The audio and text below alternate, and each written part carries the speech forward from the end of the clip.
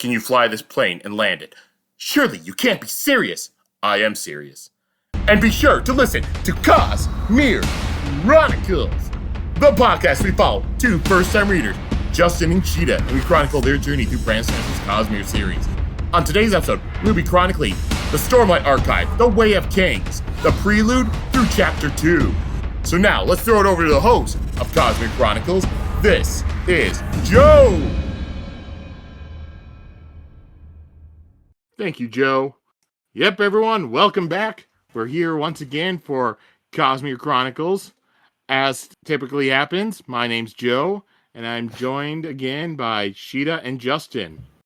As typically happens, I am Justin. Not every week, but this week I am. As rarely happens, I'm Sheta. Mm-hmm. You're being blessed here with a rare appearance. This is never before captured. Yeah, normally it's a Sheta spelled with an E. This week it's Sheta spelled with an I. Mm-hmm. It's the wild one. Yep. Yep, that's the wild one. Oh, you're in for a show. Get out now while you still can. No, now we're hyping it up too much. Yeah.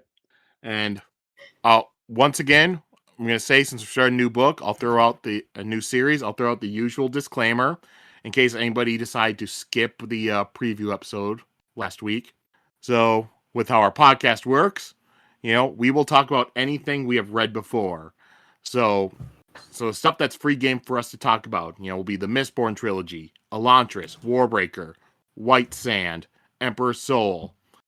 Any of that stuff, we will probably at some point while discussing this book compare it to stuff from those books and likely spoil it.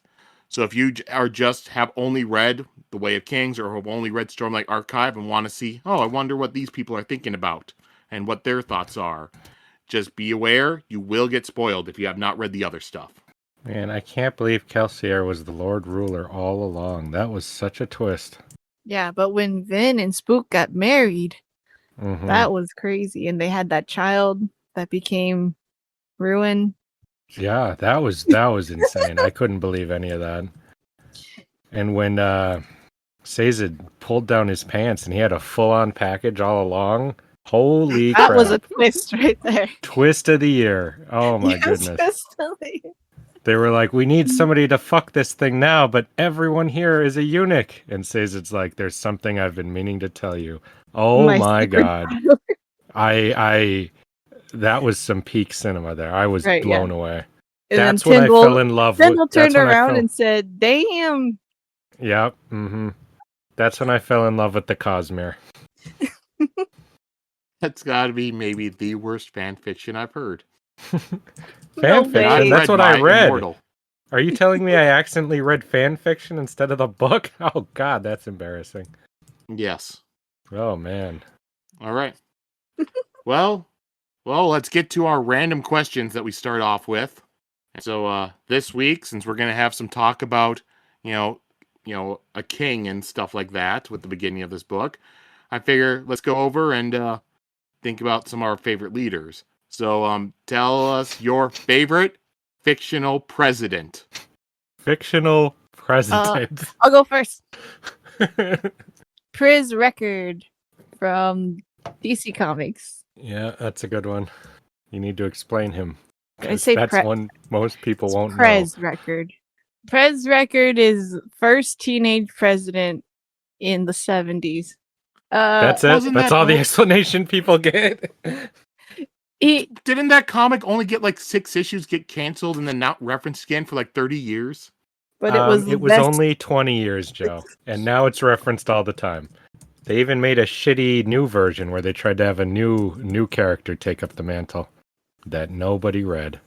What was their explanation for how a teenager became president? Because it was amended so that teens could become politicians or could become presidents after all these teens had become like senators and congressmen and stuff. They changed it and then they voted him in. Why did they change the law to allow teenagers to become senators and congressmen? Because they just did. Because they're in a utopian future where we all know teenagers would make the best politicians. They know what's what. No, they wouldn't. They would make Joe, terrible politicians. I would like to see an adult deal with that ambassador from Transylvania like Prez Rickard did, that vampire one. All I'm saying is, Sheta, you called it. That's the best fictional president. Justin, is that going to be your favorite fictional president too? No, give me 1 second to think. I know I'm I have forgetting another one somebody. I like. You have another one? But you already picked Prez. Yeah, but thinking about it, I think that it wouldn't work in the real world. Really? You don't think Prez Rickard, first teen president, would work in the real world? Who was named Prez because his mother knew he would be president one day. Well, Justin, if you're thinking, I can give my answer. Okay. Mine would be President David Palmer from 24. He was just great. Yeah. He could sell me car insurance and house insurance any day of the week. or go out there, do some voodoo, and hit a good old home run. He was also in the movie Major League.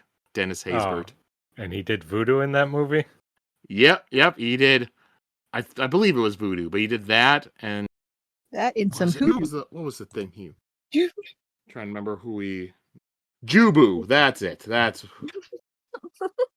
was the little tiki thing that he prayed to and all that. Wow, I need to watch that. It's a great movie, even if you don't like baseball. It's a good movie. It didn't sound like it was about baseball as much as. Well, no. It's fully about baseball, but it is hilarious. Second and third one you don't really need to watch, but the first one is great. There are two more. Yep. Oh. Yeah. But David Palmer as president in 24 during the 2 seasons he was president in, he was great. Yeah, he's the best. All right, Justin, do you have a pick? Yeah, I'm gonna go with President Camacho from Idiocracy. Oh my god. Ex-wrestler / porn star / president. It was due to his great leadership that they were able to stop the great crop Brondo waterings that caused the food to be running out. It was his great leadership that led to that movie going so well. That's not wrong. So I don't think it was up to him. I think it was more because of Luke Wilson. But he chose to find the smartest guy in the world to help. So that was pretty smart. The president who pulls out a gun and shoots in the air to quiet people down. He knows what needs to be done. Shit. I know shit is fucked when you see him reading off a teleprompter and that's his speech. Oh man, that's a great movie. My other one, I don't remember his name, but it would be the president from Scary Movie 3. I cannot tell you the character's name though, but I can tell you he's played by Leslie Nielsen. Mm-hmm. Oh, I like the president in Mars Attacks. He's not a good president though. Yeah, he tried really hard though, and I almost thought he had it. Mr. President, here are the nuclear codes. They've now killed all these people. We're ready to go. He's like, what? I'm not going to start a war after they've already killed so many people. All right. Well, we've got 2 out of 3 branches of government. Yeah, that was it. And that's pretty good. Oh, he's so funny in there. Bad, whatever the line was. More good presidents than I would think of. Yeah. All right. And then let's then go. And who's your favorite fictional king? Fictional king. I'm going to pick King Triton from The Little Mermaid for loving his daughter so much he let her go and get married to a heathen. Yeah, but he also almost doomed his kingdom to Ursula because of that. Almost. But he got everything under control again, and it was okay. It wasn't because of him. It was because of Prince Eric that happened. But he learned a good lesson. His great rule. It was because of his great rule. Sheta, I'm curious. Can you name Ariel's 6 sisters? You don't want me to do that. I want to hear it. I'll have to sing the song. Let's hear it. No, I don't want to. No, just sing it in your head and then just name them. Okay. We are the daughters of Triton. Arista, Aquata, Athena, Adana. Wait, how many is that? I think that was 5. 2. No, it was 5. Not 2. I'm going through the course right now in my head. I apologize to everyone who wanted to hear us talk about the Way of Kings. Oh, sorry. Yeah, they all kind of sound the same, and they all start with A. So the answer is you can't. Why can't you just say okay. that and call it a said day? it. Okay, Athena, Adana, Alana, Adela, Aquata, and Arista, and then Adriana or something like that. All right. Yeah. There you go. And then Ariel, the youngest in her musical debut. Okay. That was so don't know. unsatisfying, Sheta. I don't know. I care more about Arista now that you said that name because I'm reading through the Rhaenyra revelations and there's a Princess Arista in there. So, Ooh, yep. I don't think the characters are the same at all. It's canon. Because this one, it's not. All right, Justin, who's your favorite king? Oh, geez, this is such a question to throw on me. I need a second to think. No, I'm going to go with Black Bolt, King of the Inhumans, who can rule without speaking a single word. All right. And then for me, does Dr. Doom count? Is he a king? I don't think he's a king. What is his title? He's a Lord God ruler. Is he like Supreme Lord? He's sovereign. Supreme ruler. Yeah, this thing says Supreme Lord, Dr. Doom. So he's not a king. He's all right. Never mind. A mixture it's of monarchy and totalitarian rule is what I've got here. He goes by many titles, but he's not normally called King Doom. Okay. Well, I guess the basic answer would be going with King Arthur from Arthurian stuff. Really can't go wrong with that. Except that he sort of loses the kingdom in the end, and he gets cucked the entire story. We didn't say the best ruler. He gets cucked, but he still has a child outside of wedlock. Guinevere was the only one of that love triangle who did not have a child. Or what's that king's name in the Witcher game, Sheta? Who was in the books too? Sister fucker. Yeah, I liked him. He was cool. Foltest, I think. Yeah, Foltest. Yeah, King Foltest was cool. I've only seen him in that second game, but I thought he was awesome. He was badass in that game, but not as cool in the book. Not as cool in the book. I loved him in the game. The way he was acting in there was so cool.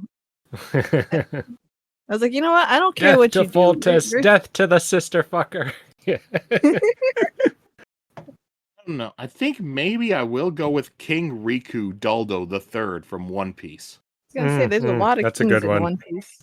That's a good one. Because he's a guy where when he was ruling, he was able to keep his country peaceful, and then he allowed his own life to get fucked up hoping to save the country, but then that went poorly. And then eventually he even went and he fought in gladiatorial battles in order to try to save the kingdom again. Yep, so is he the King Punch King, correct? No. King Riku is Dressrosa. Yeah. No, King Punch was Elisabello II. Ah, okay. King Riku was Viola and Scarlet's father. He was in the battle? Well, he fought in the gladiatorial thing and lost. Back in the day. Oh, I thought you meant in the modern day. I see. He did fight in it. He wore a mask. He called himself Ricky. I don't remember this at all. I don't remember that. He was in a match. I think he was in match B. Luffy was C. Oh, yeah. Okay, geez. Yeah, I see it now. Yeah, okay. Then I thought their father had died. What? I thought that. Yeah, so had I. Died. But I remember him in the story and afterwards. Yeah, okay. Yeah. I got it all now. He gave a very inspirational speech, and it's all coming back. Running. Yep. Yeah, it was good. All right. Well, there's our kings and presidents and stuff. So now let's go over talking about those kings to get to The Way of Kings, book 1 of the Stormlight Archive. And so we read the prelude, the prologue, and chapters 1 and 2. So I'll ask you two, as usual. How are you feeling about the beginning of this book? Too much action. That's my legitimate response. I don't want to Right. start with a bunch of action. I want to What start with did a we bunch of see? boring ass talking where they slowly explain things. That's my feeling. This did feel like a video game opening where you start like You play a in prologue. bad, yeah, and they're like, oh, so much destruction, and then you get introduced. Like also you like play you get you you play like all do it so leveled up, you right? yeah you display all the badass powers you're gonna get throughout the game, Mm-hmm. and then you're like, oh sweet, I can't wait to get my armor and my sword and stuff like that. I can see that. Yeah. Now, from what I hear from reviews and stuff, a lot of people really prefer more of the action in these books, and whine or complain about how far between it is. So I think it's interesting to start off right here with, action and magic and all this shit, especially following up our last book where there was like none, like only at little parts was there any of it. Yeah. But in this Like, one, yeah. we got an assassination, we got a war, we got all this crazy shit. Yeah. Especially like the best part of the war, the charge. Like I thought that just to get that right away was really funny. Like that's what the whole movie is building up towards, and then we just got it in Oh, chapter I one. felt like the beginning of Gladiator. They start like that. That's true. So it's that kind of movie.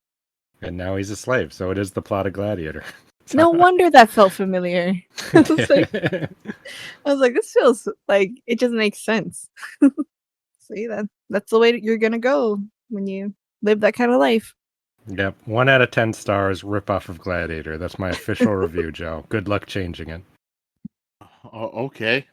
Would you consider Gladiator a ripoff of Spartacus? Nope. Original movie, no story of a similar vein has ever been told. That was the first Gladiator story ever told of all time. I feel I like don't that's think not you've true. seen. Yeah, Sheta. It's almost like there was this story starring Kirk Douglas called Spartacus. I don't know Yeah. what kind of mumbo jumbo you're talking about. Or another story starring Charlton Heston called Ben-Hur. I don't know Yeah. what you're talking about. I like Ben. I will say the Charlton Heston one, right? Not that weird remake they did like a decade or so ago. No. They did a remake? Yeah, I remember I saw a trailer for it once, and then yeah, it did not look good. Well, it looked generic. I would just assume it was too CGI based to be exciting. Well, yeah, Justin, you're wrong there. Oh, I'm sorry, I'm wrong about what? That this was the only Gladiator movie. Oh, I guess maybe there was maybe 1 or 2 in time.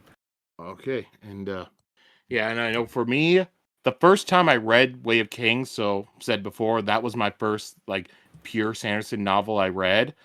I like it when I get thrown into a fantasy world and I'm just dropped into the deep end. So seeing all this stuff with the magic and stuff right away, I'm always so curious to try to figure out what the hell's going on. Well, I liked being dropped in the deep end of the prologue with like these weird ass immortal knight dudes doing this crazy nonsense. That's the deep end I like. I would have followed that story alone. Yeah, that was really cool. I knew we weren't going to, but I was almost disappointed when we had to I leave was whatever so the hell was going off disappointed. there. Yeah, but I didn't- knew we were going to. Well, you did, but I didn't.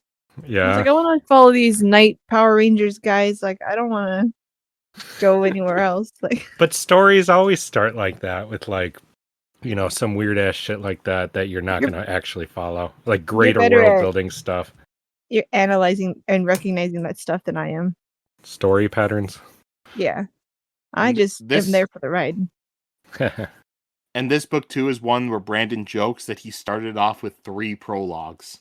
Yeah, I felt that. I, I was getting I like a little tired of prologues by chapter 1, where I'm like, once I realized, wait a minute, were we just building mean up to the chapter actual 2? story again? Well, chapter 2, we finally start the story.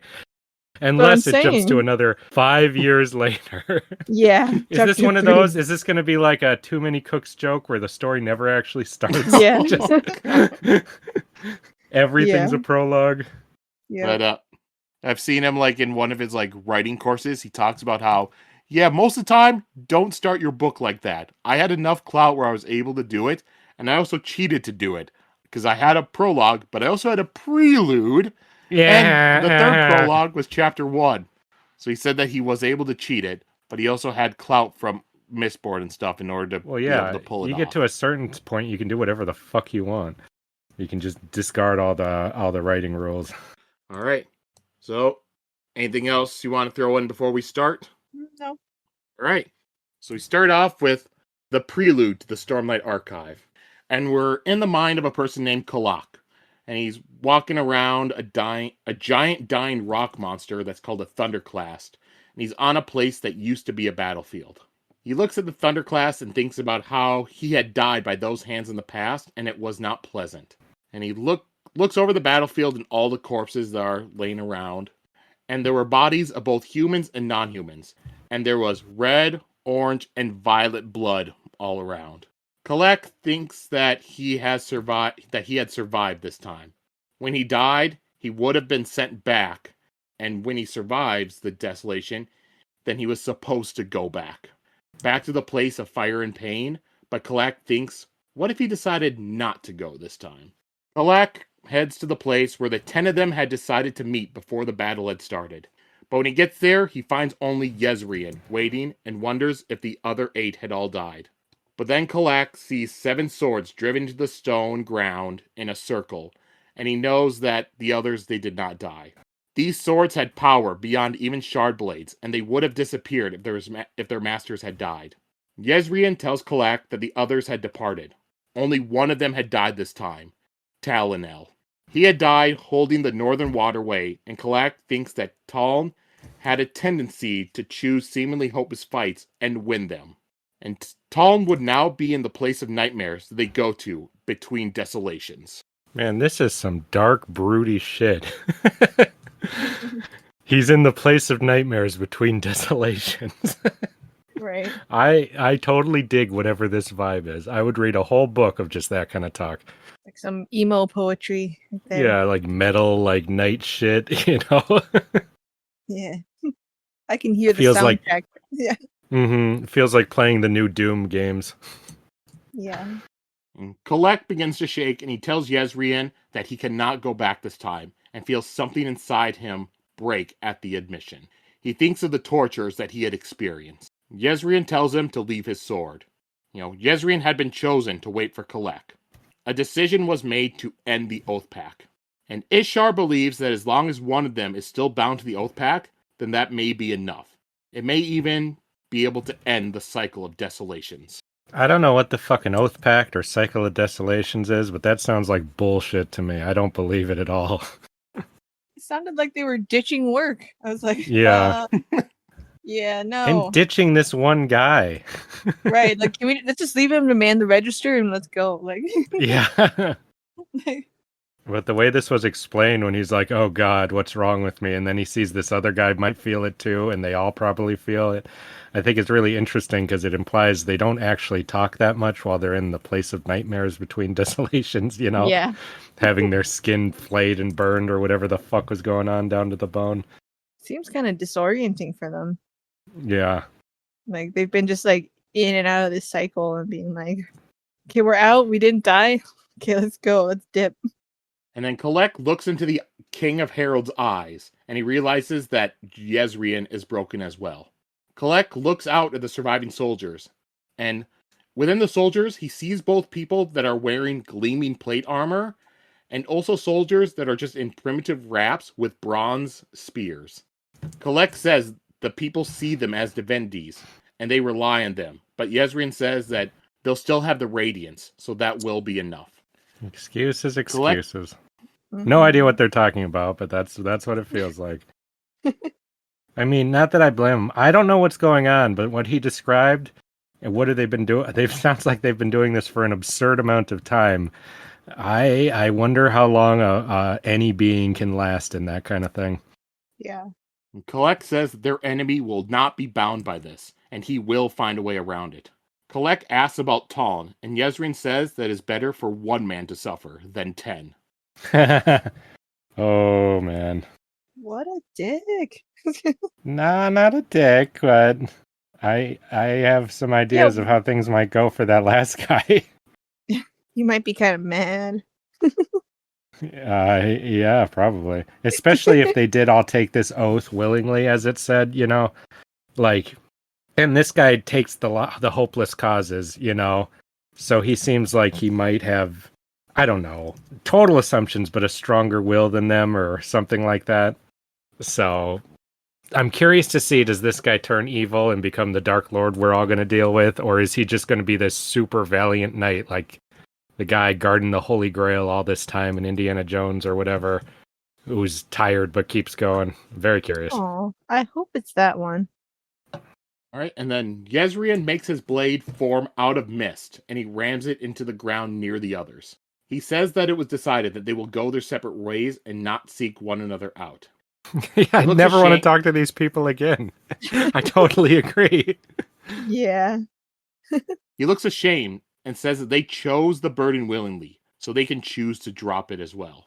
Kalak asks what they tell the people, and Yezrian says to tell them that they won, and maybe it will turn out to be true. After Yezrian leaves, Kalak summons his own blade and rams it into the ground. As he's leaving, he looks back at the swords and at the empty spot. He thinks about the one they abandoned and thinks, forgive us. And I am That's the end of the super prelude. fascinated by this. Yeah. This really feels like the opening to a movie now that you said. Mm-hmm. For some reason, I imagine that it's raining or something. They never said anything about rain. Raining. Maybe and it starts storming. raining as he walks. Well, I don't know. It doesn't seem like there's any water out here from what it described, or plants, so I don't know. And he says, forgive us. And then the music swells, and then Stormlight Archives comes up. I hate movie openings like that because you just know the rest of the movie's going to be just some random stupid shit you don't care about. And then it cuts Like- to The John- modern day. yeah. In And his then, like, work. yeah. don't know. 5,000 Like, years later. What actor? Like, That's what it was in Fellowship of the Ring, and that was great. that was not That what is it was in not Fellowship what of it the was. Ring. That was a huge, epic, long-ass sequence where you followed all the characters, became invested in all of them. And then when we cut back to the modern day, they were still heavily involved in the plot. You got to see Elrond in that first movie. No way. With a big narration over it. Totally different. I love this movie, but it actually reminded me of Hellboy. That's what it was. Because that opening is What? really big. And then it Hellboy's cuts opening? to John No Name is what it was. John, But then not we a get character right back in to the book. Hellboy. Late in a bit. I'm thinking of the opening of that shitty Transformers movie where it's like back in Arthurian oh my times. God. There was all this Arthurian Yeah. shit. And That's now way we'll cut to better. the modern day where Mark Wahlberg is walking around doing some random shit and we never really go back to that. Oh, that's the worst one. If you cut back to the stuff, if you follow those characters again, I don't complain about it. But it's when a movie just wants to start with some gravitas to make you forget we're going to some boring random shit you don't care about. And that is the worst one. It killed the franchise. That And, franchise will that's never saying die. something. I will say, with this prelude, what this reminds me so much of is the prologue of the first Wheel of Time book, The Eye of the World. It's so similar, because with that, you read this one segment, it's one chapter, you don't know what's really going on, you don't know these characters, some weird shit happens, and then it jumps forward 3,000 years. And then it's something later where you go through the book, then eventually you're able to go back to that prologue and be like, all right, I understand this. But the time you read it, you don't know what the fuck happened. Anything else from this prelude you two want to go over? Just deeply curious to see where the lore and legend of whatever the hell happened here goes and how to lead into this many big-ass books of story. Yeah. I do want to see them have another high school reunion and see each other again. What are you... Don't call it that. Okay. A normal reunion. A family reunion. Yeah. I forgot we got Sheta with an eye here. Yeah. Actually, Yeah. you've been relatively tame, Sheta. You haven't shipped anyone yet. We won't. It's Well, been a these whole two guys- chapter, Sheta. How have you not done that yet? It's not been a chapter yet. I do think they'll meet the guy that they left behind. It's like, oh crap, it's that one that we bullied. And he'll be really mad. I am very curious to see that, which way that goes. I mean, if any, for all I know, this book is stupid and none of this is ever brought up again. And it just has nothing to do with the story at all. And one interesting thing, if you pay attention, and if you had the physical book, is I believe it's the same I believe it's in the paperback, but I know with the hardcover, you open it, first thing you get in like one on the inside page is you get a map of the planet Roshar, Mm-hmm. and then a little bit later you get another map of Roshar with completely different countries. Oh, that's interesting. I didn't really look at the maps, so that is interesting. Yep. Because the Because first it's map been is so the much one. time, I assume. Yeah, the first map in there it says Silver Kingdom's epic, and then the second one is the map of the modern stuff. That is And very interesting. And this is one book. I know I've given you maps in the past for like Mistborn and stuff. I highly recommend to look at this map and figure out where countries are. You're going to get a lot more of hearing about different countries here. You know, this is going to be kind of a weird take. I hate looking at pictures in books. It's just like in a comic when you have a whole page of text. It always annoys me. It annoys me in a book when you ask me to look at a picture too. I think I'm just a elite purist about whatever the medium is and gets all whiny about it. Well, like, oh, okay, I know what's expected of me, just reading a book. I was like, oh, now I have to look at a picture as well. Look at Well, a whole Justin, picture. Ugh. Well, Justin, get I'm going to tell you, you're going to get very disappointed. I'm going to get disappointed? Because this book will have pictures in it, and the pictures are pretty much from somebody's, like, a lot of them are from their sketchbook that they draw in the story. So you have pictures with some text about it. So it's explaining, whatever they drew in it. So you will get pictures and stuff. All right. So yeah. So then next, the book jumps and it goes Book 1, The Way of Kings, 4,500 years later, and we go into the prologue. And this book also, the chapters have titles. So the prologue is called To Kill. And then what you'd also notice is with the chapters, there's these little headings that have like it's a little archway, typically with some different faces on it, like it's made of stone. And there's a picture, and the picture changes depending on which character's point of view it is. Really? Yep. All right. So we go into the prologue, which is called To Kill. And then we start off with an epigraph, because we have those back. So this one's these epigraph. Ones are cool. These ones are macabre. So it starts off. The love of men is a frigid thing, a mountain stream only 3 steps from the ice. We are his. O Stormfather, we are his. It is but 1,000 days, and the Everstorm comes. Collected 31 seconds before death. Subject was a dark-eyed pregnant woman of middle years. The child did not survive. Yeah, I like this. Collected? What's that? How was it collected? Probably by whatever order collects these dying words in these epigraphs, Yeah, but how? It seems Were they like there? Well, I'd assume so. They're using some kind of death magic. No, it can't be a magic because later it says that one of the dying words is not 100% like there's some question about how accurate it is, I believe, or something like that. So I just assume there's some kind of death monks who just get this because it's important to them or something. Hmm. But I don't know any more than you do. Oh, I have some theories already. I'm gonna write it I down. just thought it was really cool and interesting to have these really depressing lines at the beginning of these. Yeah. The baby did not survive. Like, okay, thanks for that. Jeez. All right, so we start the prologue, and this first sentence, it is one of the favorite sentences in the fan base. They love it. Almost every podcast I've listened to, when they recap this, they read the sentence in full. So I will do the same. Zeth, Sun Volano, Truthless of Shinovar, wore white on the day he was to kill a king. And then Zeth is there more? Oh, well, I was about to go with the recap. I was going to say, I'm ashamed to say, after all that buildup, I could not have told you what the first sentence of the book was. My reading of it was, okay, this guy's going to go do a thing. We'll figure out what's going on. So I'm sorry to disappoint people who have that built up so high as a badass opening. It's no, the man in black walked across the desert and the gunslinger followed. That's my favorite one. And technically, this isn't the first line of the book, because the first line was about Kalak walking around a Thunderclast. Yeah, but that was a prologue. Yeah, this is a prologue. Damn it, you're right. So the book hasn't started yet. Okay. Well, technically, the prologue takes place after the page that says the Way of Kings. The Ah, prelude you're- said the prelude was the prelude to the Stormlight Archive. This is the prologue to the Way of Kings. You're breaking me here, man. You're breaking my brain here. I can't handle this. Just start a book. Okay. I need So- Once Upon a Time. I need that, or I can't handle the story. So Zeth is walking through a large celebration that's taking place for the treaty that has been signed between the Alethi and the Parshendi. Zeth's masters are the Parshendi, and they are dismissed as savages by those in more civilized kingdoms. The Parshendi had skin that's black, marbled with red, and they were cousins So- to the Doth. I know it sounds like when they say black, do they mean black like our world black, or do they mean the actual color black? Yeah, I never know with the fantasy world.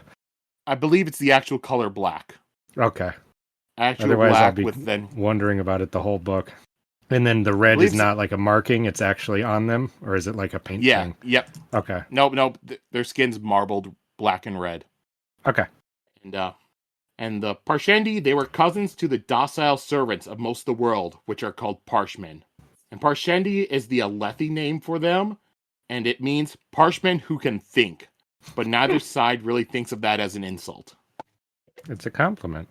Zeth walks through the revelry, and he has to walk around Gavilar Kholin, the king's brother, who is slumped over drunk at a table.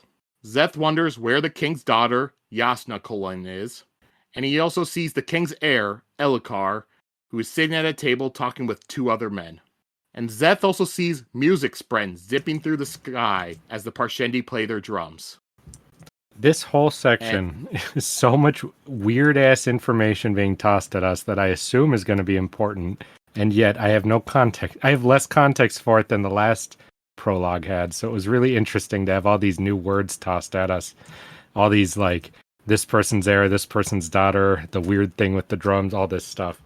Really interesting way to start it. Like you said, just dropping you in and having no idea what the hell anything is or what's going on. I thought this was a very interesting place to start the actual story. Yep, and that the thing too that I think the weirdest thing to try to get your head around, like going in, has got to be spren. Yeah. Spren they're like these little things that come up, whether like with music, when people are playing music, you'll get like these little, I can't remember what music spren look like, but they'll pop up in the air around like the music. When he's going by fire, there are flame spren, so these like little like small like creature things that go around fire.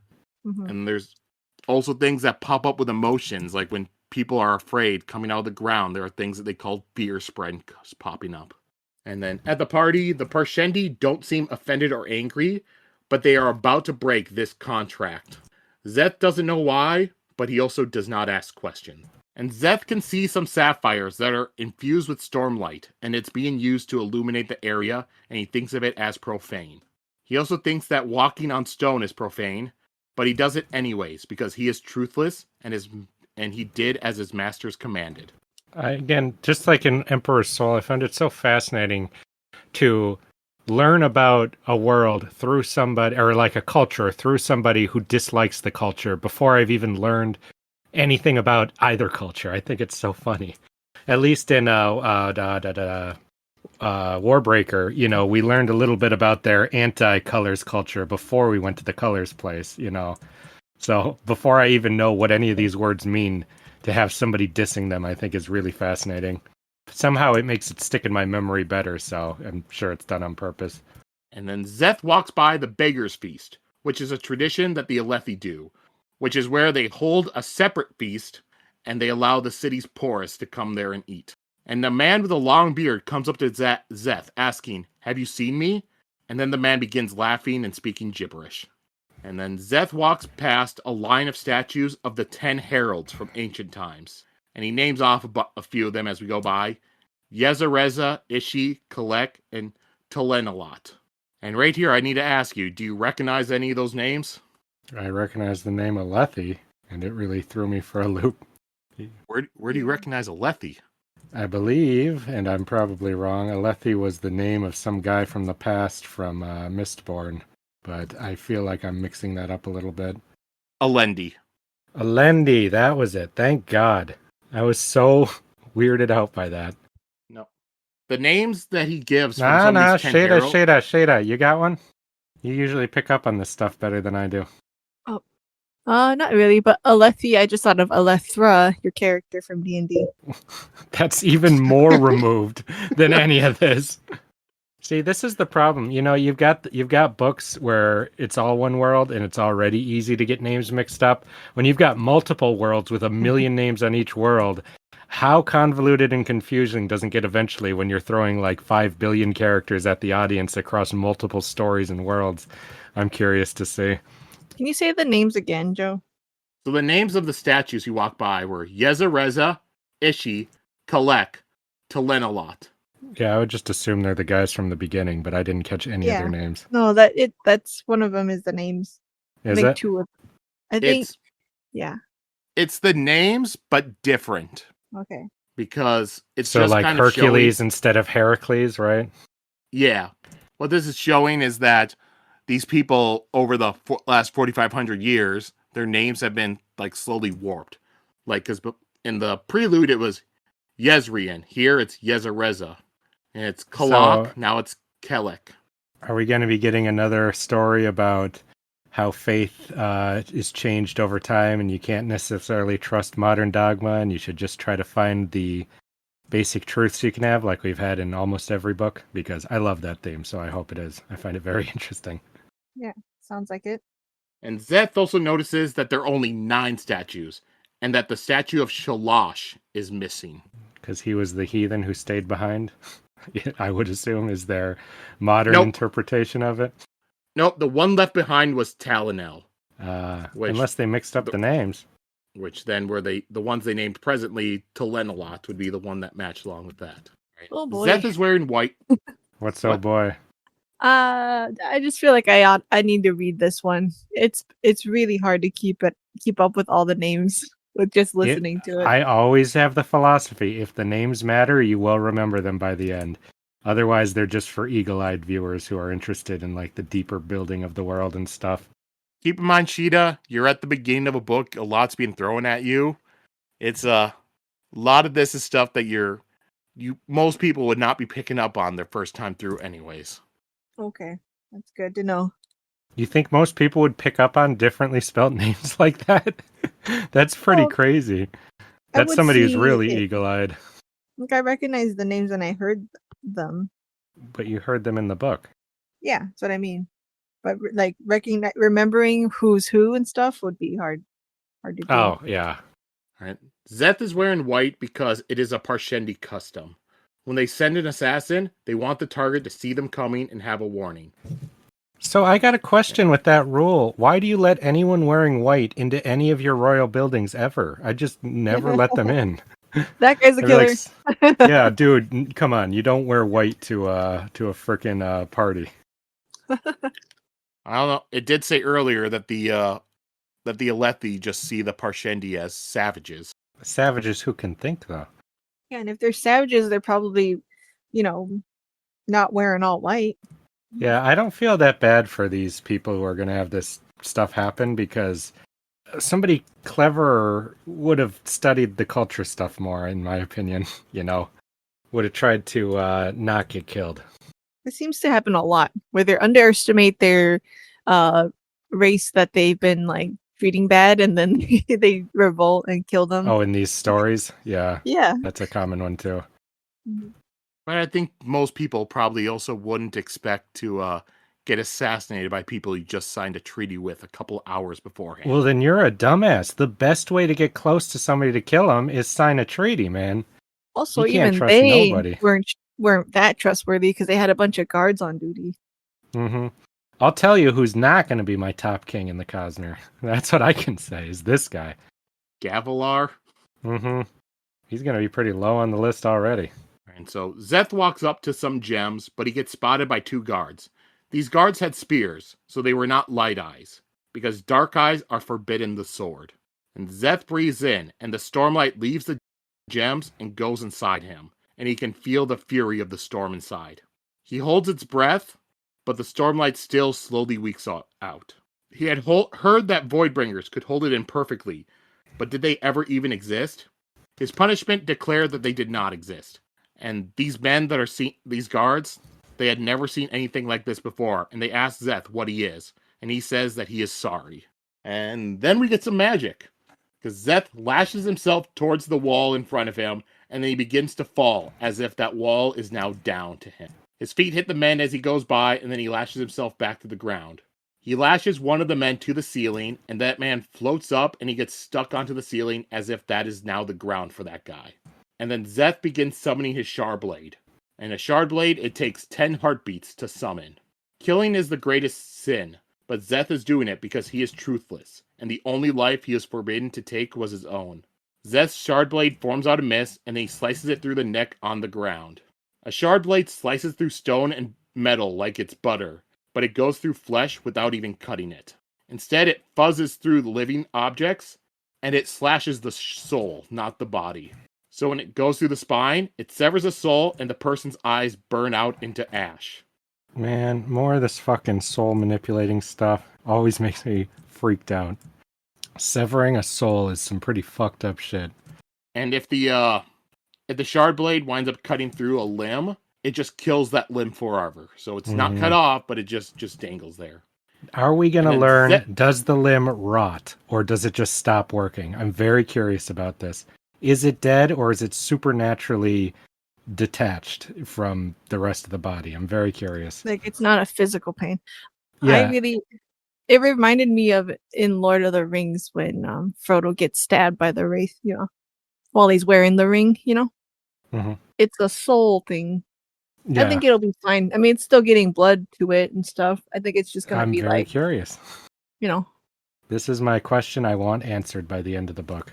And then Zeth picks up a spear and he sets it below the man that's on the ceiling.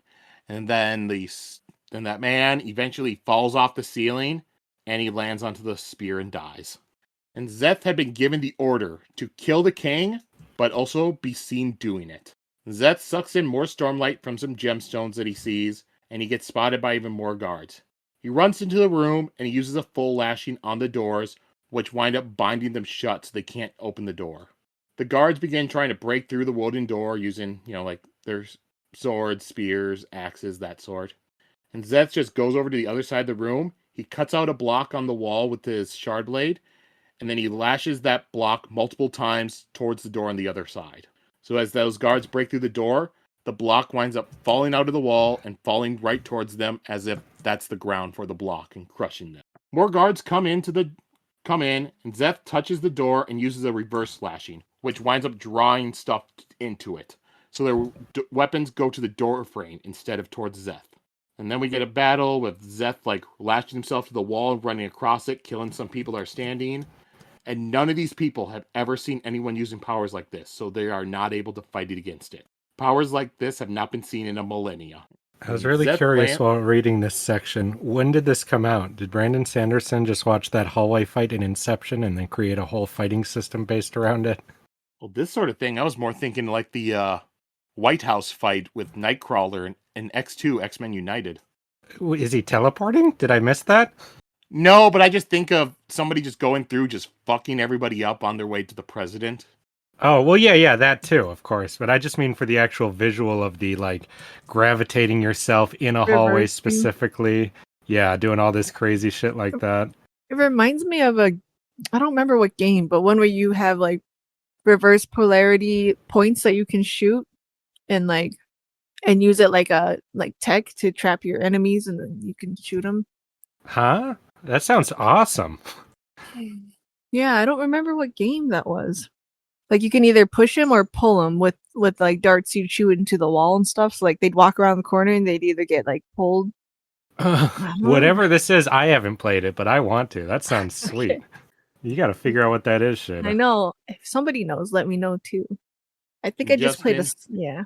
Go ahead. If you're really curious, Way of Kings came out a month and a half after Inception.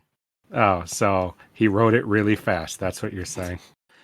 Yes, because that's how publishing and editing and all that works. Yep. They're able to get it done in a month. Right? All right. So was he inspired by The Matrix then? That would be my other question. Well, he already talked about being inspired by The Matrix for the attack on Set's mansion. Oh, did he? I don't remember that. When, he wanted to do the whole Vin and Zane when they went in and killed all Set's men. He was thinking of the Matrix and how just showing that sort of thing happening, but showing people actually have remorse for their actions. If you're part of the system, you're our enemy, as Morpheus says, and they never question for the entire series. Back to Zeth. He lands in the middle of all the men, and he just begins killing them with the shard blade.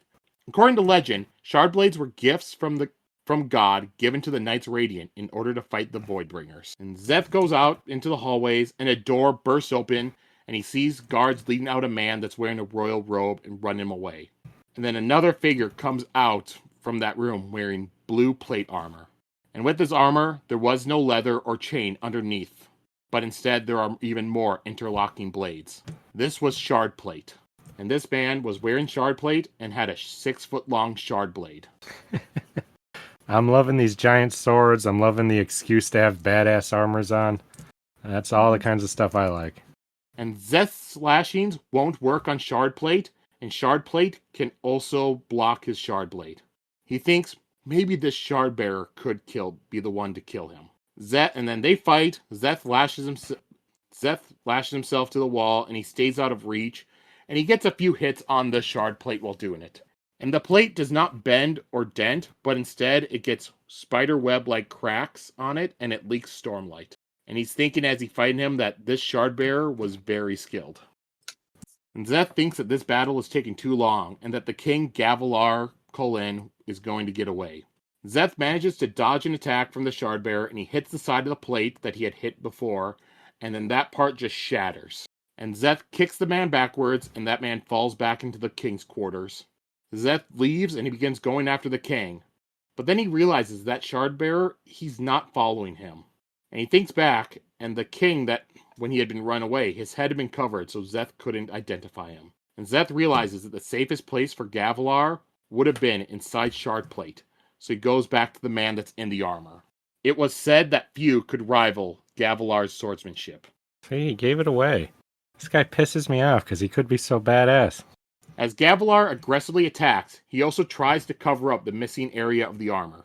And Zeth uses his, defending himself to lash himself up into the air and then back down, and he gets a hit on the helm, which shatters it. But while he does that, Gavilar is also able to punch Zeth in the face.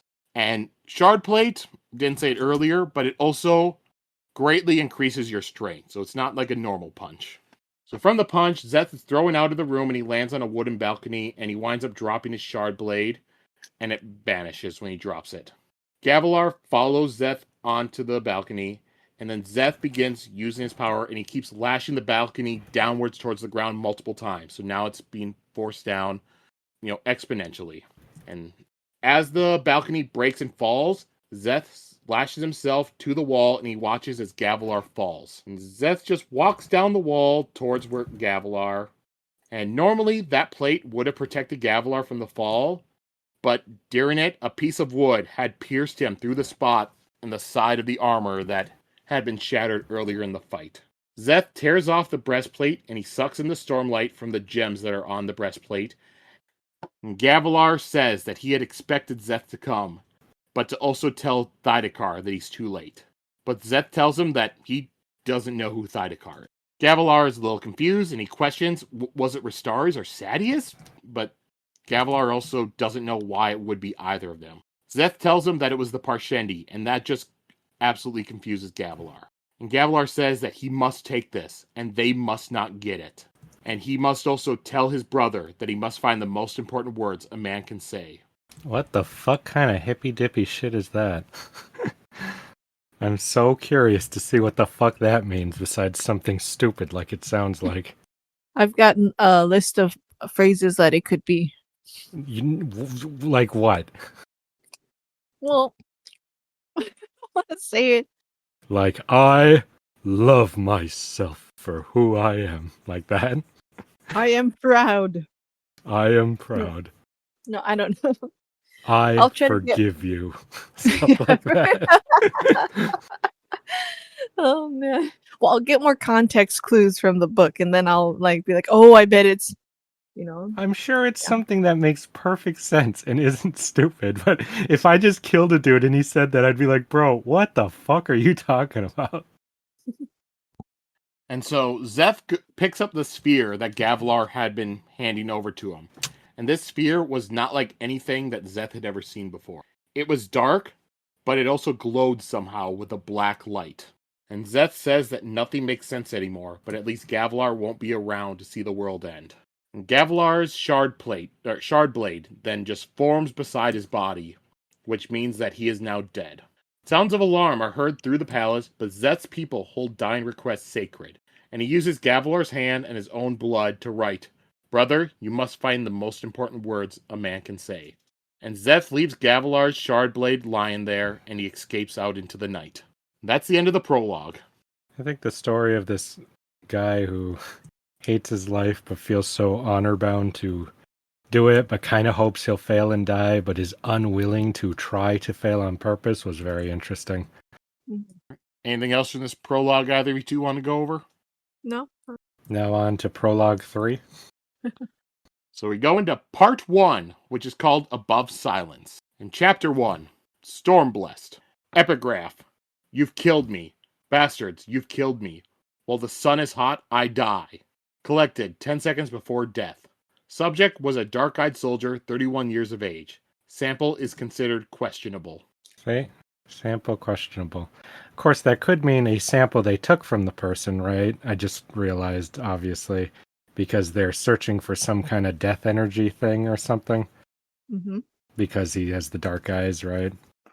We don't know what sample means, like what they're talking about. Well, that's what I'm saying. When I initially read it, I just assumed sample meant the sample of text we had, like for our religion that gets death samples or gets death quotes for some reason.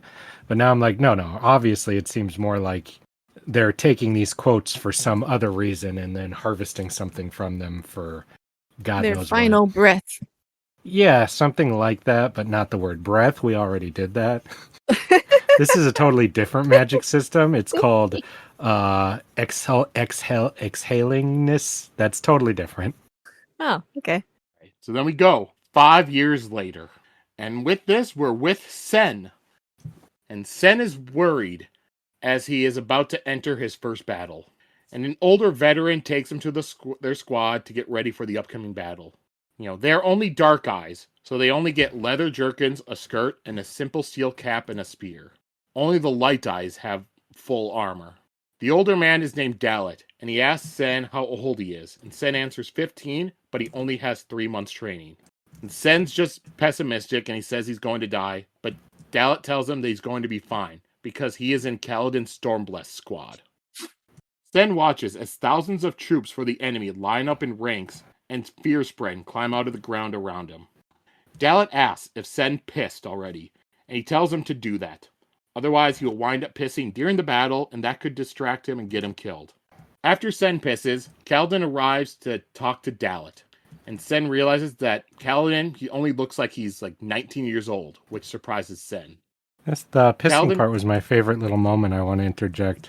Because I liked how he's all embarrassed that people are going to laugh at him for pissing. But, of course, like, everyone knows this. Like everyone's heard this. Everyone knows this is a rule in battle. I find that kind of stuff very interesting. Like stuff we're all embarrassed of here in a normal life. But when it comes to things like life and death, the rules are totally different. I like that little detail quite a bit. And Kaladin tells Dalit that, I have a new recruit joining, and that he had paid good money to take him off of Gare, who is incompetent. And Kaladin and Dalit discuss the field. They're looking out over it and where would be the best area to use. I think this is a good time to just discuss the landscape, because it's not soil and dirt and grass and stuff. It's rock. They describe the ground as rock, and in a later chapter they describe like when there's grass, it's like these little tufts that are up, get sucked into the ground when they go by, then they come back up after they pass. It's really interesting to go the Star Wars route, and you need to have every new world have some gimmick like that. I always actually enjoy that quite a bit. Mist world, sun world, rock world, stuff like that. Zombie world, of course. After Kaladin leaves, Dalit tells Sen not to worry, and the other soldiers around him agree. At the last battle, they had only lost one person in their squad. As the battle is about to begin, Dalit tells Sen to be ready to run. Sen says they are supposed to stay in rank, but Dalit explains that these soldiers don't have much more training than Sen, so they will wind up breaking and charging. All the good soldiers right now are at the Shattered Plains fighting the Parshendi for the king. A horn blows, and they begin running towards the enemy. Sen does not even know who this enemy is. It's just some landlord trying to encroach on Bright Lord Amaram's territory.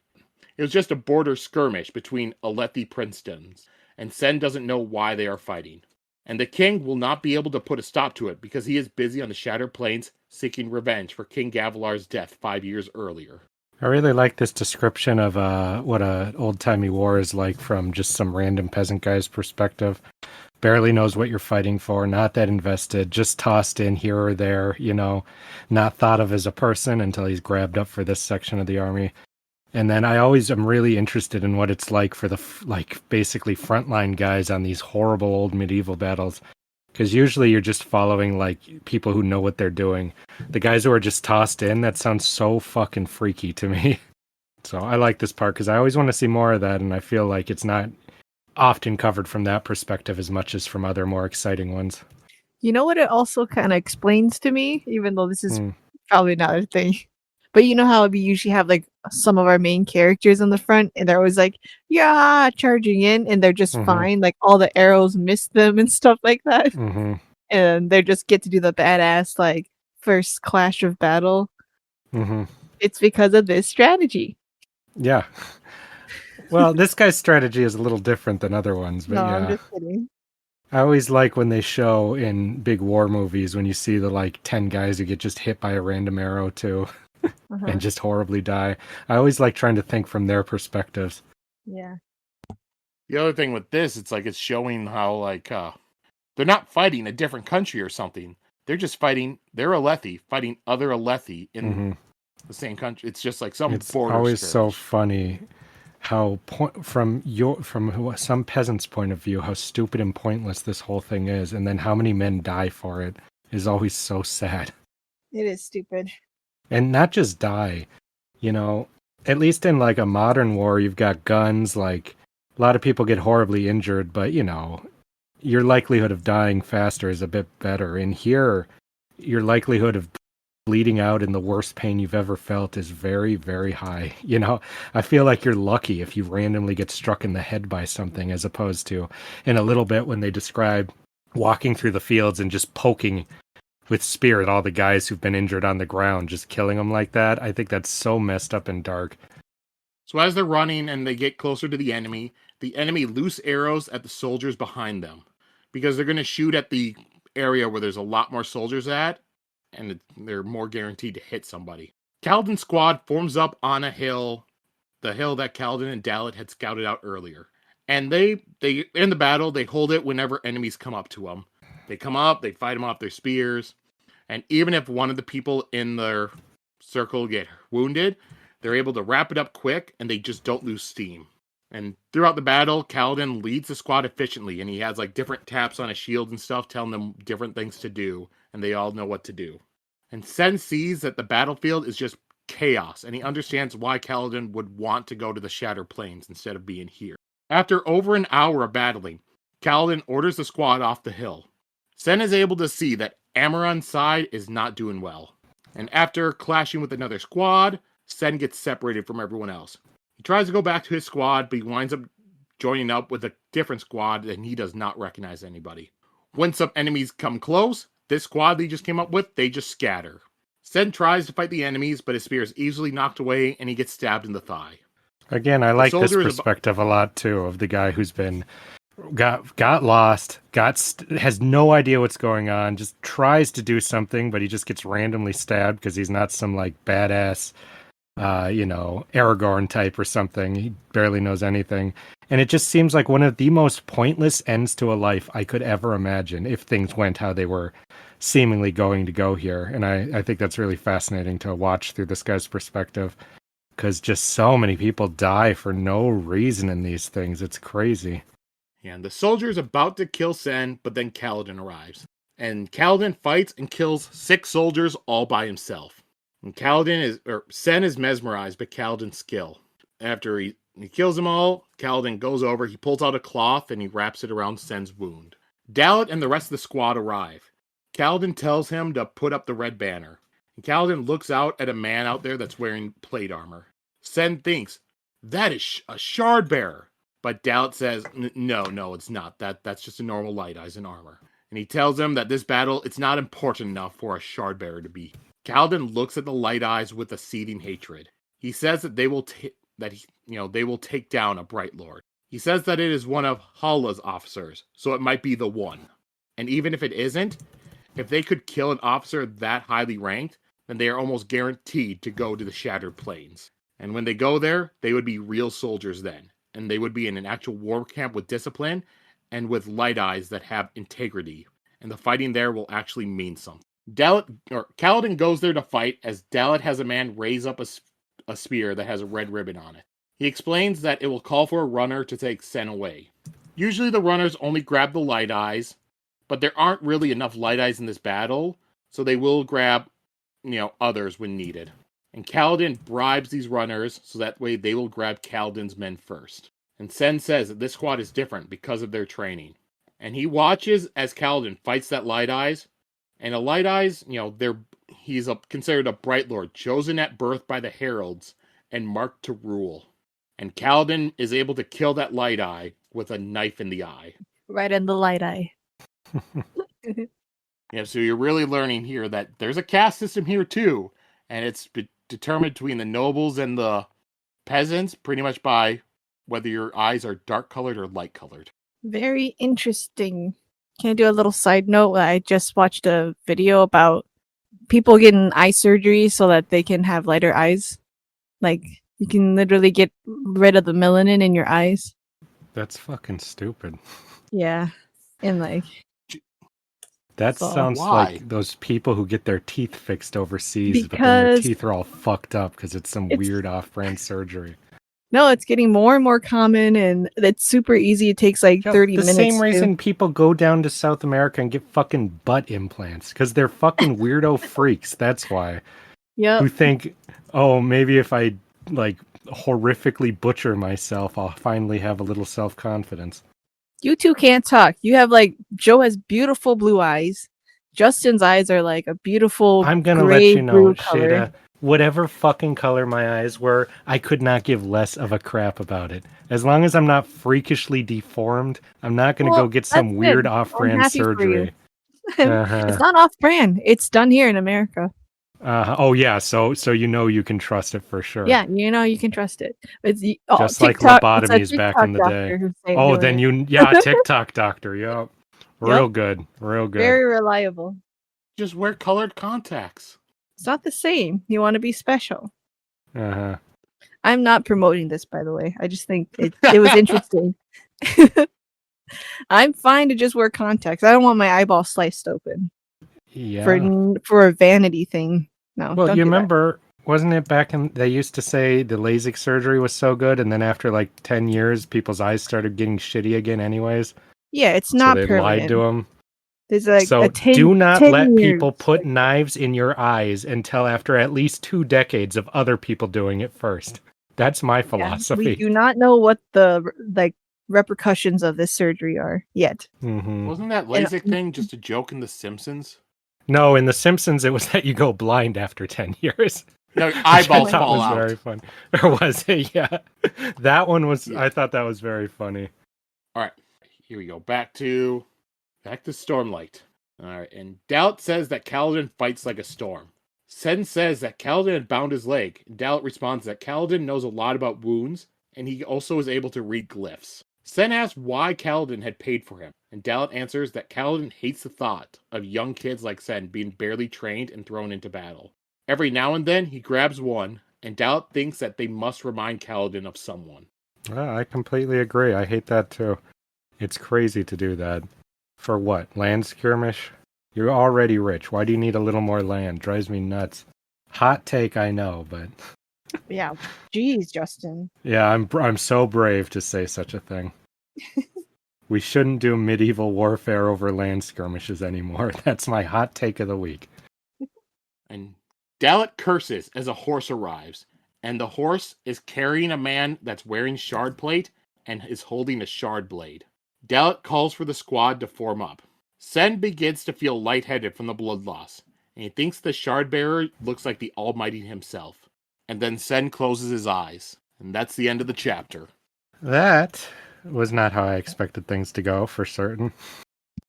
I was ready to be with this little Sen guy for the long run. Yeah. I was like, oh, finally, some characters.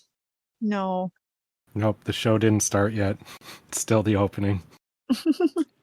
Again, like I said, I think it's interesting to do all this realistic battle stuff to put yourself in the shoes of some random kid who gets tossed into a situation he barely understands, and he's really just there to die and be one more body for the grinder of all this. But then to have him be saved by this amazing magical, not actually magical, but like super fighter guy who's able to do all this crazy shit, only to be killed by some kind of evil, like, super villain nightmare magic thing at the end. To really set that, like, even though this is a world with all kinds of weird, silly magic shit, it's just as blunt and horrible as the real world. Right. You thought? What? You thought this was going to be Harry Potter adventures? Like, Yeah. No. I think that's a really interesting way to set the stage kind of subtly. Mm-hmm. Not that no one dies in Harry Potter, just, I know what you meant by it. Okay. It's not some like real life's random brutal nihilism. It's not like that in Harry Potter. Yeah. All right. Anything else from chapter 1 you two want to go over? No. Mm-mm. Then we'll go on to the last chapter we read for today, chapter 2, titled Honor is Dead. Epigraph. 10 orders. We were loved once. Why have you forsaken us, Almighty? Shard of my soul, where have you gone? Collected 5 seconds before death. Subject was a light-eyed woman in her 3rd decade. All right, and then we jump 8 months later. And now we're in Kaladin's head. And Kaladin is being driven in a caged slave wagon. He eats food from a bowl, and when he tries to put the bowl down, it is stuck to his hand. A windspren zips by laughing. I would hate these things so goddamn much if I lived in this world. Right. I would kill them like flies. I'd hate them so much. They're worse than mosquitoes by like a 1,000. And then they fucking laugh at you. Oh my god. Yep. And we're just told that windspren, typically they just float through the air as like little ribbons and stuff. They can sometimes change shapes, and they often play tricks on people. Oh my god, fucking Faye. Goddamn. I would not like these. Another slave comes over to Kaladin to talk to him, and this slave notices the glyphs branded onto Kaladin's forehead. 2 of the glyphs are a pair, and they proclaim that Kaladin's a slave, and that had happened 8 months ago on his last day in Amaram's army. The 3rd glyph is the glyph Shash, which means dangerous. Now you know what This guys guy- to go for. Yeah, I have to say, this reminded me of Joker in Suicide Squad with damage written on his forehead. Oh my I couldn't help god. but think that. And I was like, oh, how edgy. Dangerous. The slave says that he had heard about Kaladin from the guards, and that Kaladin had escaped before. He asked Kaladin to take him with him next time, but Kaladin says that it won't work.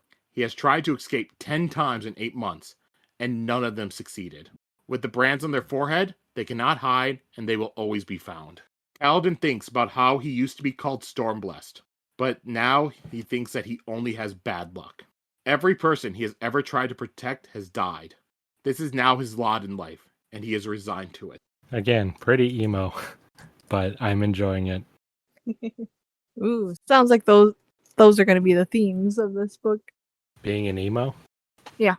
Or you mean sacrifice and good luck, bad luck stuff? No, yeah, being emo and Just being emo, okay. I thought you were saying something a little deeper than that. I thought I had something more, but I don't really want to say that, so never mind. You're hoping you get a new Zane that you can follow? No. Well, Yes, it's with kind of in the Zane's- theme. Oh, everyone's going to be like Zane. Mm-hmm. This will be my favorite book. Just kidding. There's only one Zane. Another slave comes over to Kaladin and asks him how he became a slave. And that man tells Kaladin that, yep, I had been caught stealing a herd of Chull. If he had taken just one, then they had only beaten him, but he had stolen 17. Kaladin thinks about the slavers and how they had no honor, but then he questions if there are any men with honor anymore. But he thinks no, honor died 8 months ago. Jesus Christ. What happened? He lost the war. Stuff happened. Kaladin tells the man he should have stolen a horse instead, but the man says that doing that would have gotten him executed. And Kaladin reads the glyphs that's on the man's head, which surprises that man, that Kaladin's even able to read glyphs. Kaladin notices that the Windspren was still following him, and he thinks he has seen a Windspren following him for months, but he figures there's no way that can be the same. The slave asks once again how Kaladin became a slave. After some prodding, Kaladin says that he killed the Light Eyes. The man is shocked that Kaladin wasn't executed for that, but Kaladin says that killing the Light Eyes is not why he became the slave. It was the one he didn't kill that was the problem. Hours later, Kaladin is feeling the brands on his forehead. The Shash brand is much newer, and that one is still healing. And he can hear his father's words in his mind explaining how to treat a wound like it. Kaladin thinks about all the people he's tried to help who are now dead. He has failed Tien, Dalit, and his team, and 10 groups of slaves he tried to escape with. The head slaver, Tavlakov, stops the caravan and begins bringing water to the slaves. Kaladin looks down at some leaves he has in his hands, which he had grabbed out on a whim on one of the times they were let out of the cages to walk their feet and stuff like that. These are blackbane leaves, which are poisonous. They have to become drier in order to become potent, though. He doesn't know why he grabbed them, and he wonders if maybe he just wants to use them on Tavlakov or on himself. But Kaladin thinks that he's not so far gone right now that he would want to kill himself. That was kind of the theme I was thinking of with not killing yourself, no matter how bad it gets, it being like a theme in there with that first character, the assassin, and now this guy. Yeah. Even though he would like to, the first guy. Mm-hmm. I see. I would love to see that theme explored to the furthest. Like, how far can you push the poor character? I would love to see that story. Mm-hmm. Where he's just always reaching for that poison. See how long he can resist. And then the Windspren begins talking to Kaladin, and it takes the shape of a small woman in a dress. She tries to look at what Kaladin has in his hands. He tries to just ignore her, but then she asks him by name why he is ignoring her. And Kaladin is shocked, because even though larger Spren like Windspren can talk, they don't actually have intelligence. They merely mimic words, so she should not know his name. He asked if the other slaves have heard her, but none of them did. And larger Spren, they can make themselves visible only to the person that they are messing with, though. So Kaladin begins to think that he's going mad. The Windspren says that Kaladin must like the leaves a lot. He asked how she knows his name, and she asked him why he doesn't fight anymore like he used to. And he asked her why she cares, and she doesn't know why she does. She also doesn't know why she knows his name. But she asks again why he doesn't fight anymore, and he says that he failed. And he thinks about the fact that they are all dead. Sen and Dalit, and before that, Tux and the Takers, and before that, Tien. And even before that, there was blood on his hands and a dead girl's body. This is not a happy book, I feel like. What, of all the books we've read, which one has been a happy book at the beginning or middle of them, of his books so far? Warbreaker was pretty fun when you were just a princess. You mean frolicking. a girl being sold into sex slavery to some foreign monster king? At the beginning. Because her father doesn't love her as much. She had a good, easy life. Uh-huh. And that was only to set up how horrible it was, what was going to happen. But it I'm just saying, what of these books have been happy at the beginnings? Maybe Emperor's Soul? She was kidnapped by these people and forced into servitude, or she'd be executed. Happier. Yeah. Happier than this, yes, that is true. I mean, Sheta, Mistborn started with a ska girl being raped and murdered, and then our hero going off and slaughtering the entire building of people, including those who just worked for the Lord who had done that. Well, that sounds pretty good. She was not raped and murdered. Kelsier saved her before she could be raped and murdered. Oh, okay. She was about to be raped and murdered.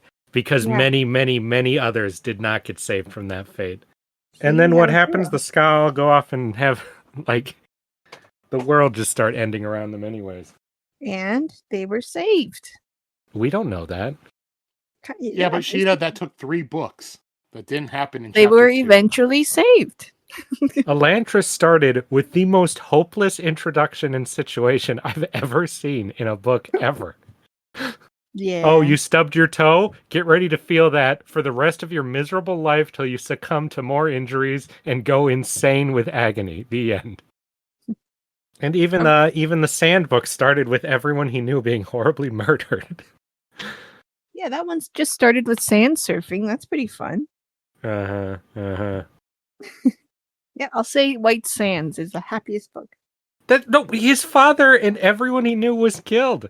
And normally in a happy story, if your father disapproves of you, you'd prove yourself and you'd gain his respect. But he died, and then he had a dream where he was being kind of helpful, and he was like, my father would never be like this. The end. That's it. All right. And then Tvlakov comes up to Kaladin's wagon, and also in Kaladin's wagon, there's a slave that has been coughing a lot throughout the entire chapter.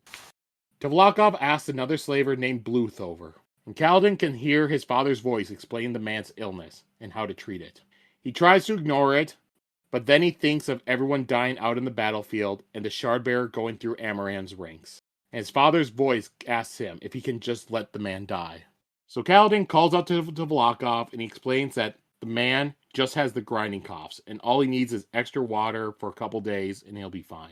Kaladin thinks about how he has always been the one to survive, while all those he helps die. So Tvlakov has Bluth pull the coffee man out of the cage, and then bash his head in with the cudgel and kill him. Kaladin jumps to the side of the cage and shouts that man could have survived. But Tvlakov says that he couldn't risk the others getting sick, and Kaladin tells him that he was past the spreading stage. We would have gotten sick by now already if we were going to. Tvlakov tells Kaladin to stay angry and strong, because it might improve his asking price for him. So Kaladin plans that the next time the water is passed around, he will drink last, and then he will slip the powdered leaves into it and poison and kill Tvlakov. But then he notices that he had dropped those leaves when he had gone over to grab the side of the cage. So even in this, Kaladin failed. And the Windspren just darts around Kaladin, looking at him confused. And that's the end of our chapters for this week. See, Sheta, it ended happily. No, it didn't. It ended. Man, I suck. I lose everything, and I suck. I even lost the stupid leaves. Like, I would be like, well, fuck me. Like, let me just sit down and die. Anything else from this chapter you want to go over? I can't believe that happened to our character. Like, this is our main character, right? Like, well, we don't know. Could be another prologue. I know. Yeah, the next chapter will start off 8 months later, and then we're following that slave guy that had talked to Kaladin, and it turns out Kaladin had died. Yeah. Or no, we're following the slaver. Yeah, and he's like, man, I made a lot of money off that guy, but he's dead now. And then we just follow the life of a slaver. Oh boy. And we learn about his hopes and dreams and stuff like that. Don't know why the Sen chapter would have been important if we're just going to follow Tvlakov. Yeah. Stupid. I wonder if there's been a story like that where every time you think you've met your main character, they just die, and then you follow a random person that they interacted with. Yeah, what is that? I've seen that. Maybe I'm just thinking of Helldivers. Oh. All right. So let's just jump over to our theories and predictions segment. Kind of hard to come up with some this week, so I'll just ask two basic ones. First, we'll be asking, why did the Parshendi have Szeth kill Gavilar on the night that they signed a treaty? How could I even begin to guess that? Because the Parshendi work for the last of the fallen, and they're working to bring about the end of the world to free him from his prison so he can get revenge on those who enslaved him. Yeah, no, I do think that it was the Parshendi are being kind of led by Talinalot. Yeah. Talinalot was the newer name. Talinel's the original name. Talinel. Or you could just call him Taln. because that's what they nicknamed it. Taln. But I think he's just fucking with everybody.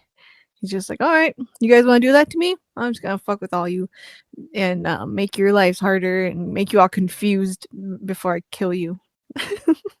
Well, maybe he's not leading them. I think he's just playing a long game of like, for some reason, or dispatching that assassin and stuff like that from a weird source just to mess with him. All right. And the other question I'll ask you is, how did Kaladin become a slave? Well, his people got slaughtered. I just thought it was the simplest way possible. People got slaughtered, and then he got captured and tossed into slavery for something he'd done in his past that they didn't like about him, tied to his hatred of those ones people. Well, I actually had the theory of that Sin was actually a Light Eyes, and he tried to protect him, and then they were like, "Give us back the Lord's son," and then they jail him. But I don't remember Sin's description.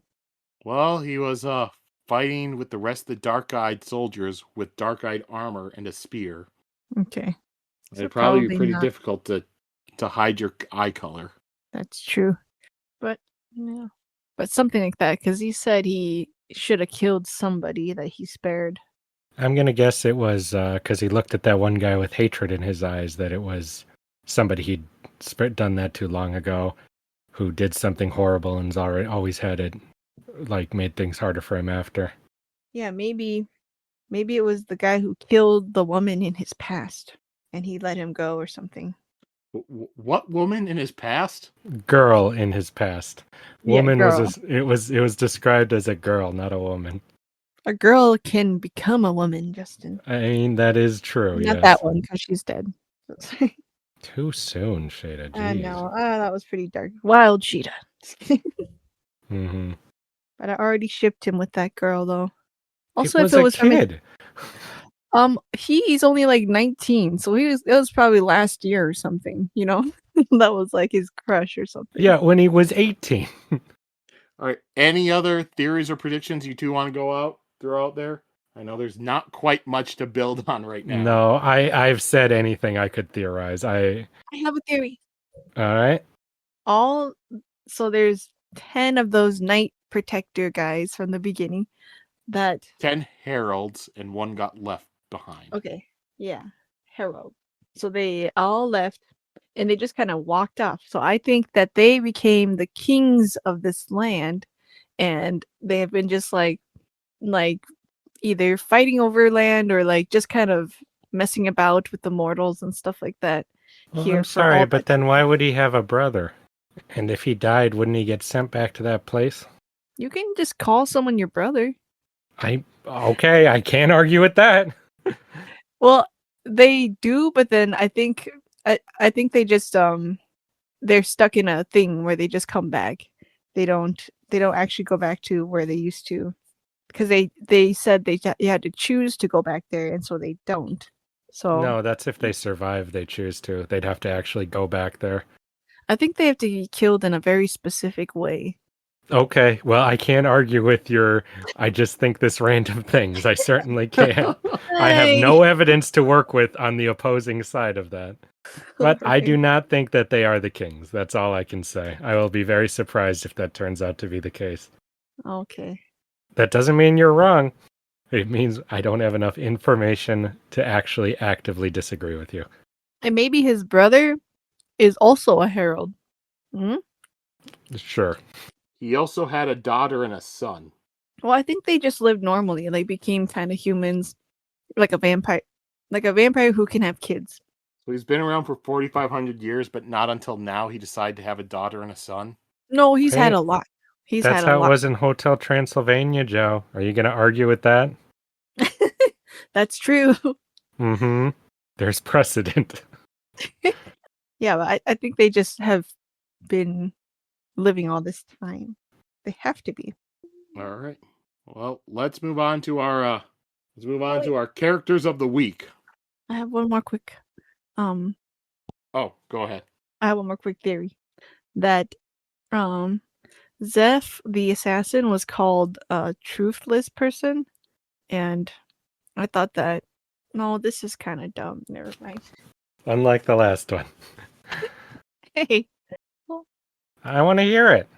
All right. The early random ass predictions are some of the most interesting ones. Once you start getting some actual context, they're not quite as bizarre.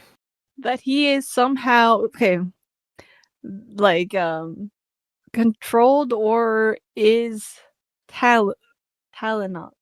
Oh, Talon. That he is in there. That's why and he's sending himself out as like a fighter or an assassin. What's that based on? I think just the fact that he's so depressed and stuff, and he seems so well aged, like he seems like he's not a normal person. And it seems kind of like this kind of is with my other theory with them being kings, that these heralds are not normal. They don't really age or think like normal people. They get all weird and kooky and stuff from living so long.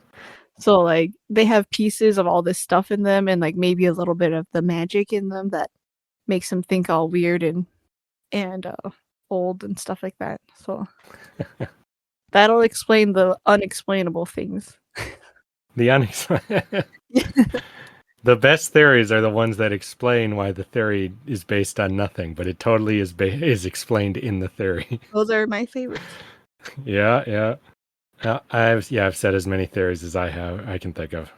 All right, so now we'll move to the character of the week. My character of the week is Kaladin, if I'm saying that right. But just met the guy. Just because he pays to not have young men be horribly murdered for no reason, but then he failed miserably, and now he's all depressed about it. He's depressed about caring too much and failing the people around him too many times. That's always a really fascinating character. But he's also hasn't given up hope to the point where he didn't help that one guy, even though by trying to help him, he just died anyways. No, he killed him by pointing it out. Like, hey, that dude's sick. It's like, oh yeah, kill.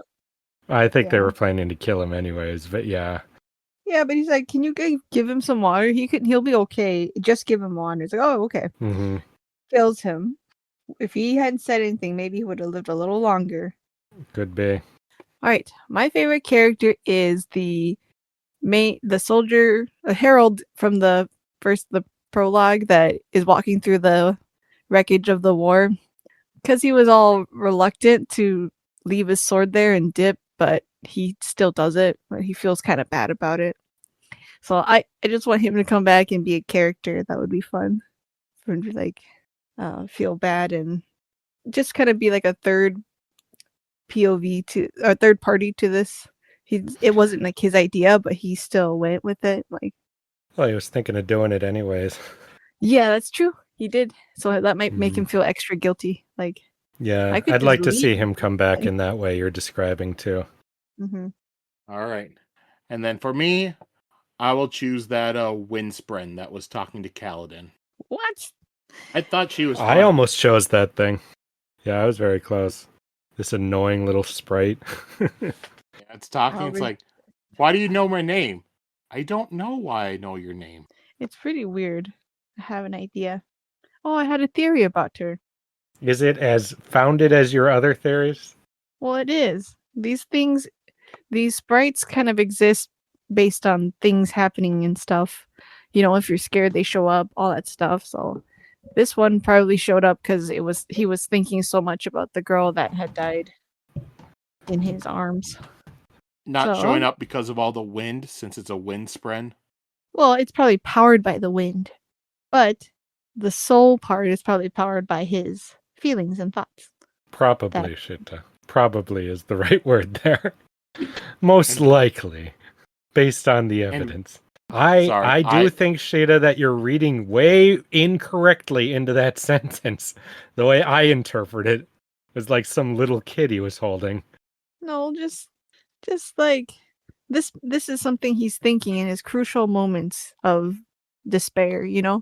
His war buddies and then like one girl, like just why? But I don't imagine the girl being the figure described the sprite taking. That's why I don't okay, I'm just that. going with what we've known so far, so which is nothing. Yes. which is sparse details, but I'm taking Mhm. it. And I'm running with it. It's going to be so funny when every contradictory thing you said is what happened, and I have to eat my hat. Yeah. I think you've had to eat a couple hats now. Only the one. Justin doesn't wear hats. I'm I'll going to have to buy you a start hat, just to eat them. and you have to eat it. Mm-hmm. All right. Well, let's go over to quotes then. My quote is very simple, not a deep one. Where was it?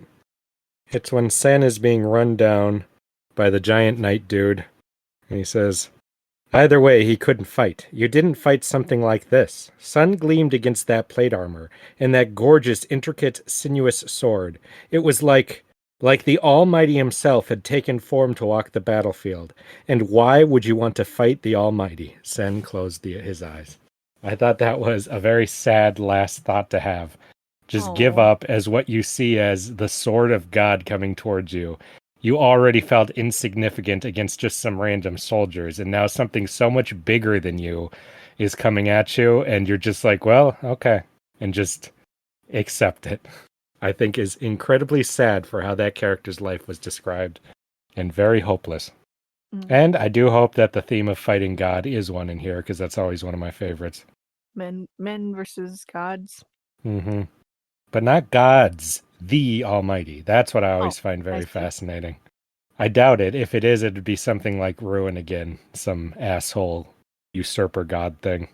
No, I want God with a capital G. Yeah, I don't know about that. I guess I'm gonna pick the quote where that describes the carnage of the war, with the blood being purple and red and orange or something. Because I just like that was the detail that I got that made me think that this was gonna be different, quite different than I thought. Maybe some like hell divers, alien stuff with knights. So I was really excited. I don't have a book in front of me, so I can't read it. So What? if one of you can read it for me, You gonna have us read your quote? yeah, but you know the part. All right. Yeah, I can't find it. Now, there you go. Many of the bodies around him were human. Many were not. Blood mixed, red, orange, violet. Though none of the bodies around him stirred, an indistinct haze of sounds hung in the air. Moans of pain, cries of grief. They did not seem like the sounds of victory. Smoke curled from the occasional patches of growth or heaps of burning corpses. Even some sections of rock smoldered. The Dustbringers had done their work well. Come on, Joe. Is that your best Sheta voice you could do? Yes. Sounded just like. Yeah, I just thought it was really cool. I didn't know that there would be non-humans in here, I guess. All right. So I'll go to my quote. Mine is Kaladin and the Windspren talking. Why don't you fight? You did before. Now you've stopped. Why do you care, Spirit? She cocked her head. I don't know, she said, as if surprised at herself. But I do. Isn't that odd? It is more than odd. What did he make of a Spren that not only used his name, but seemed to remember things he had done weeks ago? People don't eat leaves, you know, Kaladin, she said, folding translucent arms. Then she cocked her head. Or do you? I can't remember.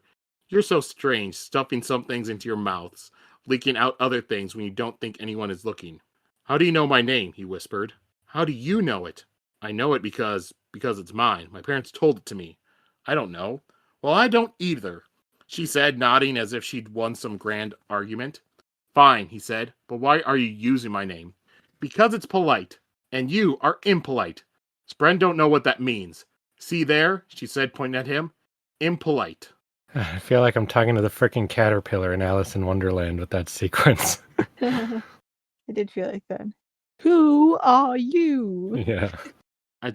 I like that segment because you do have some stuff where it's like, asking him why he doesn't fight anymore and stuff, so you're getting some deeper stuff with that. But also just I thought also some of it was funny, just like, yeah, you're impolite. See, you're being impolite, and like crossing her arms as if she won some big battle by telling him that she doesn't know his name, and It's that I found all confidence that while just funny. saying nonsense that reminds me of the caterpillar so much. Like, I have won an argument. Yeah, that's true. All right. All right, so we have that. So we'll look forward to next week's chapters. All right. So next week we'll be reading chapters 3 through 6. So 4 new chapters next week, 3 through 6. How many of them will be prologues? I just want to know ahead of time. None. We're done with prologues. I Oh, said all there right. were 3 prologues. We've done them. Unless we go back in time and then there's another prologue. I don't know if that counts as a prologue. I A think that's just called a prelogue. flashback. No. Depends. Depends on if someone dies in it. I Was guess you're right. So was every flashback in Lost a prologue? Did somebody die and it was like a cold open? Then maybe. I think you're confusing me on what the definition of prologue even is anymore between you and this book, Sheta. All right. Well, we did our plugs last week, so we're not doing plugs this week. They'll return next week. Yep, so look forward to that. It's going to be lit. The return of the Yeah, you're gonna love what we've got in store for you when it comes to plugs next week. Well, actually, that's good. So hopefully I'll have something to say next time that I've posted. Except this will be weeks after we record it. Yeah. I still don't post enough. So yeah, so that's it for us for this week, everyone. Like I said, chapters 3 through 6 for next week. And maybe after you read those, before you have anything else to do, go watch the anime Code Geass. Code Geass. It's 2 seasons, 25 episodes each, and it is fantastic. Really? I might go check it out. Yeah, I think the thing I compare it to the most that I like to think of is kind of, if you like Death Note, you'd probably like Code Geass. Just having like an intelligent, main character doing stuff, and he's even able to change things up on the fly and everything. But this one also has mechs in it. Well, I don't like Death Note, so I know that's not true, Sheta. just kidding. I love Death Note. Yep. So until next week, everyone. Yep. Go out, watch Code Geass, and have fun. See ya. Spoodles. Ta-ta.